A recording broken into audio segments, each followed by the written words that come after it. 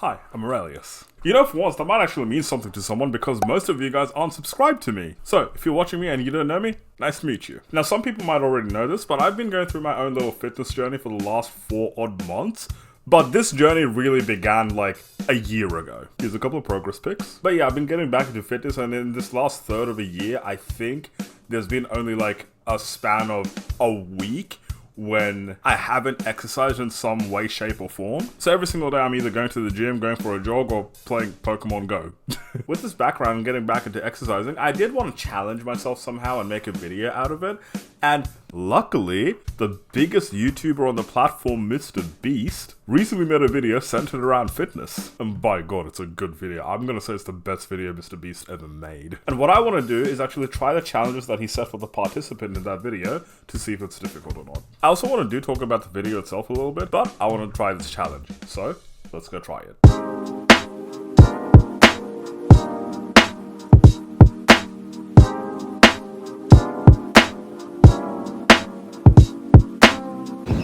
Someone hit a 6. Found a cricket ball over here. Wow. Alright, so it's 9 AM. I scouted out this little park over here, and yeah, I'm excited, but I'm actually quite nervous to do this challenge as well. Like, before preparing, I'm not even joking, I went through like 3 or 4 days of carb loading before I got here. Now, do I expect this to be difficult? Not necessarily difficult, but I do expect it to be somewhat of a challenge. In the original Mr. Beast video, there were 5 challenges, but I'm only going to be doing 4 of them. The challenge that I'm not doing is carrying the money, because I don't know how much that weighs. Poor people shit. But the 4 that I am going to be doing is push-ups till failure, the 1 mile run in under 8 minutes and 30 seconds. The guy in the video, Majd, he did it in 8 minutes and 4 seconds.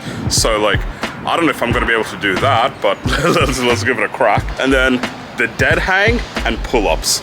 I actually don't know if I can do a pull-up, so we'll have to see. But yeah, that's what I'm going to be doing in this video. Now, I know in the Mr. Beast video, the participant had like 1 or 2 months or something to prepare for each one of these challenges. And I'm doing them all in one day, so I know like that's at a disadvantage for me, but you know what? I'm up for the challenge. So let's go get started. Now, I'm going to be treating the push-ups kind of like a little bit of a warm-up, the push-ups till failure. Then I'm going to do the 1 mile run, so that's going to be this oval 3 times. So roughly 5,500 meters long. 5,500 times 3 is 1,600 meters, which is a mile. And then I'm going to do the dead hang and then the pull-ups, attempt to do those anyway. So yeah, let's get started. Okay, so like I said, this is me doing the push-ups, and my goal for this was to get more than 31 push-ups because that's what the participant in Mr. Beast video did. 31 push-ups, it was push-ups till failure. Now, I'm definitely comfortable doing push-ups. I was pretty comfortable doing push-ups during this filming as well. But the more push-ups I do notice that my form starts to get worse and worse. I talk about this a little bit later, but something that I do while I'm doing chest exercises is I roll my shoulders back so I can lessen my range of motion. Usually this isolates the chest and it kind of helps me with doing the bigger exercises like bench press and chest presses and all that. But I don't know if it actually helps during push-ups. Alright, that was 40. I feel like I was starting to lose form at like 25, 26. I'll have to go check, but I think overall I did good. I should have kept going, but anyways, it's still failure. I feel warmed up.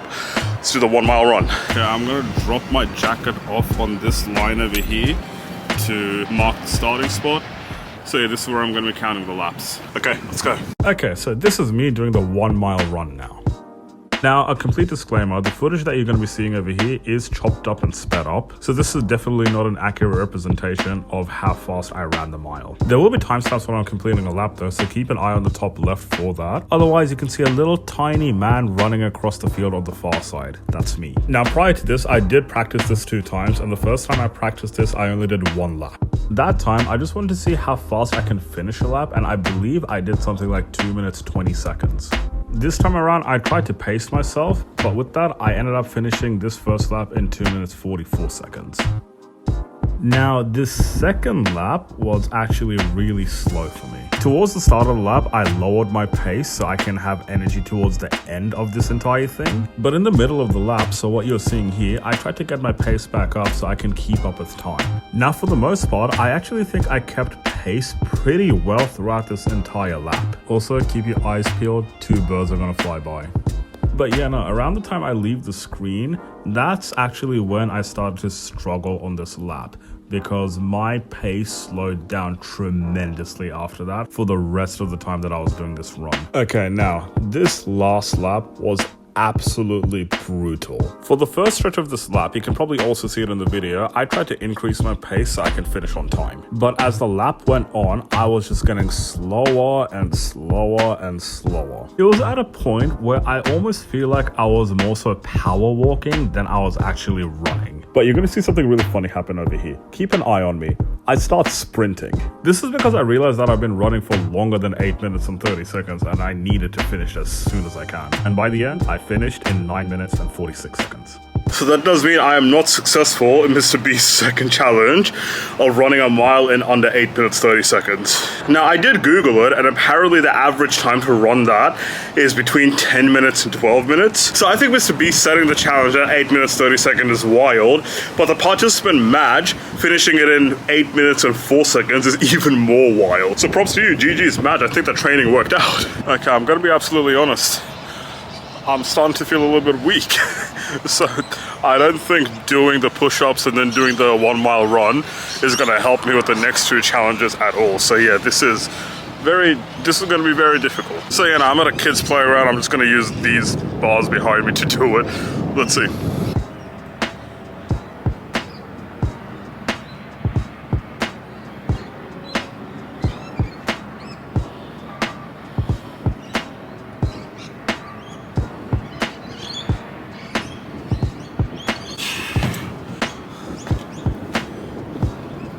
Okay, I did like just 10 seconds. Alright, I'm gonna try doing a pull-up now. I don't think I can do this, but let's give it a crack. Let's see what we can do.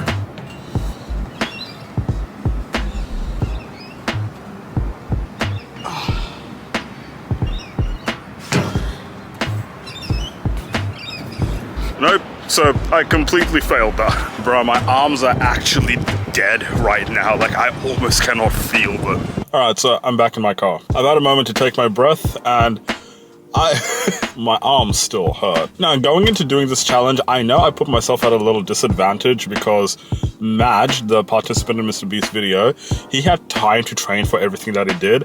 I just did all of it in one go. Do I think I would have done better if I actually did train for it? Yes, because the little training that I did do for the 1 mile run paid off a lot, because a couple of days ago when I trained for this, I did it in like 10 minutes 29 seconds. I'll show it on the screen right now. And today I shaved off a lot of time from that. Where I had 3 or 4 days worth of training, Madge, Mr. Beast participant, had like 1 or 2 months worth of training to get to the point that he was. And that does say a lot about training and what training can do for you and your body. Not to mention that he was probably eating healthy the entire time as well. And that's something that I did as well. Before I came to do this challenge, I was carb loading for like 3 or 4 days, which is like, I don't know if that helped or I just got fitter in that time, but yeah. But yeah, for the last 2 challenges, for the dead hang and the pull-up, I did not do myself any favors at all. By the way that I timed the dead hang is I went and timed the video. I didn't actually time myself for when I was doing the actual thing. So yeah, that's how I did it. But yeah, no, was the challenge actually difficult? Yes, I was only able to complete 1 of those challenges, and I feel like I could only do that because I'm like a strength workout, chest presses, push-up specialist. Now, am I going to be working on this even more? Yes. Yes, I am. Now, am I going to be training more, trying to challenge myself in different ways as well? Yes, I am. But there you go, there's the challenge. Back to my room. Okay, so I want to talk about a couple of things over here right now. So looking over this challenge, I think it was actually a lot more harder than I expected, and I don't actually think I did anything that good. Like, let's start off with the push-ups.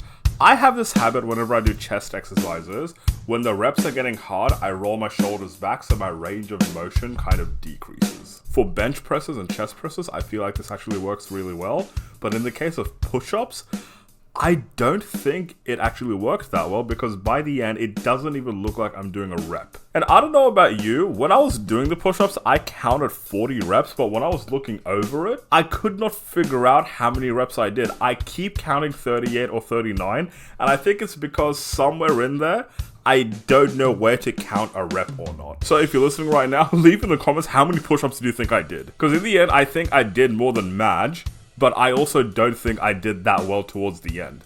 My first 15 push-ups, they were pretty much perfect, and then I rolled my shoulders back, and then it was very iffy after that. Now, of course, the 1 mile run, that's probably what took out the most energy out of me, but even then, the 1 mile run, I did it in 9 minutes 46 seconds, which is still like the average time to run a mile, but Mr. Beast set the challenge at 8 minutes 30 seconds, so I failed that, let alone do better than Madge. Like, genuinely, I said this before, I think setting the time at 8 minutes 30 seconds to beat was wild, but Madge doing it in 8 minutes 4 seconds was even more wild, so GG's Madge, bro.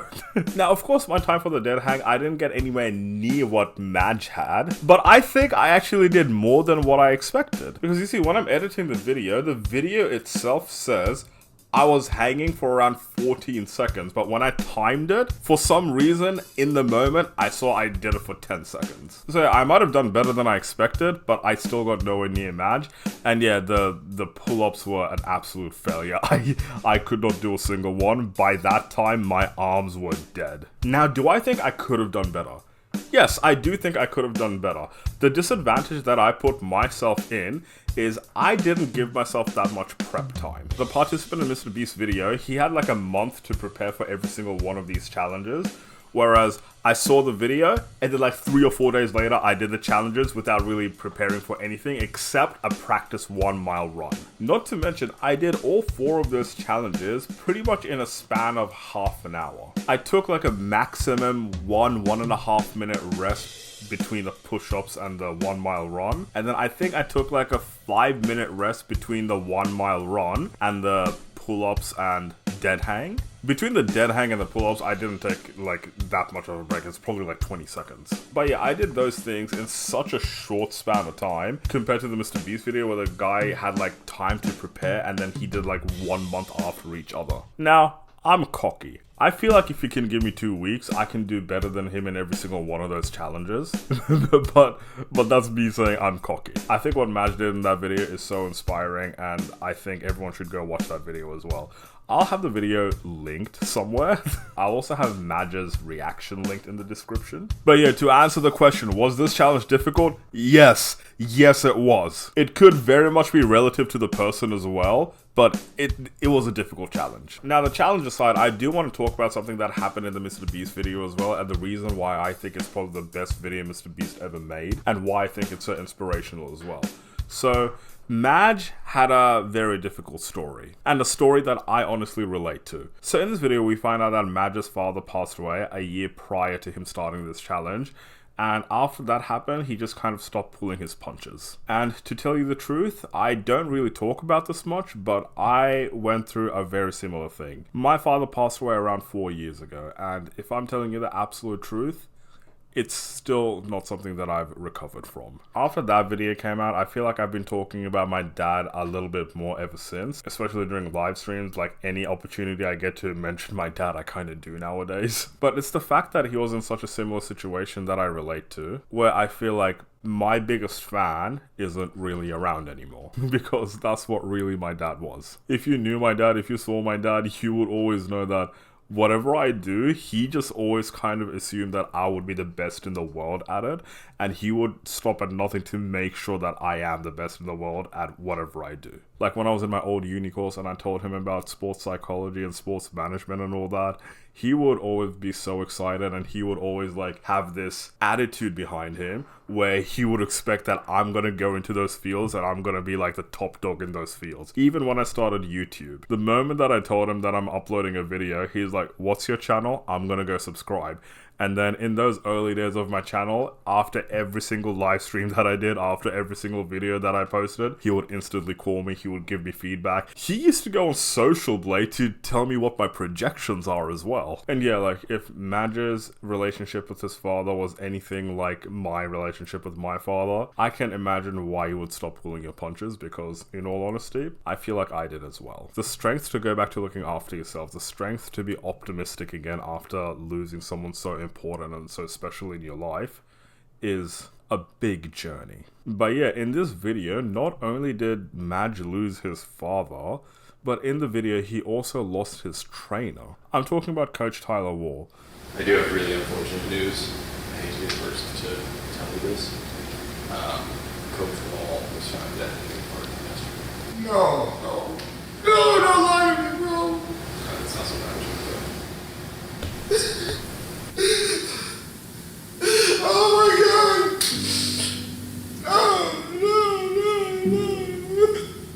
No, it's gotta be a joke, bro, there's no way! Madge was really lucky to find someone that gave him that motivation for life, who was a fan of his, who was there for everything. And especially when you're having a weight loss journey, you don't understand how important those things can be. So you're losing someone who's close to you is absolutely heartbreaking, but having something like that happen again, when you're trying to better your life again, is just beyond insanity. And yeah, that's what I want to highlight. I understand how difficult it is to go back into a process where you want to better yourself when so many traumatic things have happened in your life, especially in the sense that you lost someone that you care about. When that happens, you'll try to find all the excuses in the world to try and stay sad, to try and stay angry at the world, to never go back to having a healthy relationship both with your mind and your body. But really, the real strength comes in overcoming those things, especially mentally. Happiness is such a difficult thing to chase, especially if it's not something that you're experiencing already. But trust, happiness is worth the chase as well. In order to be physically healthy, you've got to be mentally healthy, and in order to be mentally healthy, you also got to be physically healthy. It definitely goes hand in hand.